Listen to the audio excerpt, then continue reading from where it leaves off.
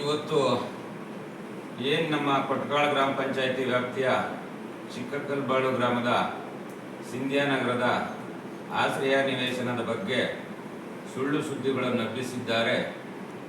ಅದರ ಪರವಾಗಿ ನಾವೇನು ಹೇಳಕ್ಕೆ ಇಷ್ಟಪಡ್ತಾ ಇದ್ದೀವಿ ಅಂದರೆ, ಮಾನ್ಯ ಶಾಸಕರಾದಂಥ DK ಸುರೇಶ್ರವರು, ಸಂಸದರಾದಂಥ DK ಸುರೇಶ್ರವರು, ಶಾಸಕರಾದಂಥ ಇಕ್ಬಾಲ್ ಹುಸೇನ್ರವರು ಭಾಳಷ್ಟು ಜನಪರ ಕಾರ್ಯಕ್ರಮಗಳನ್ನು ಜನಪರವಾಗಿ ಕೆಲಸ ಮಾಡಿ ಅಭಿವೃದ್ಧಿಪಡಿಸಿದ್ದಾರೆ.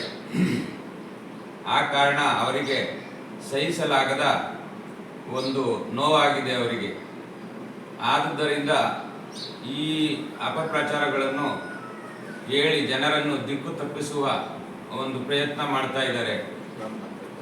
ಗ್ರಾಮ ಪಂಚಾಯಿತಿ ಅಧ್ಯಕ್ಷರಾದಂಥ ಜಗದೀಶ್ ರವರು ಹತಾಶರಾಗಿದ್ದಾರೆ ಜನಪರ ಕಾರ್ಯಕ್ರಮಗಳನ್ನು ನೋಡಿ ಸಹಿಸಲಾರದೆ.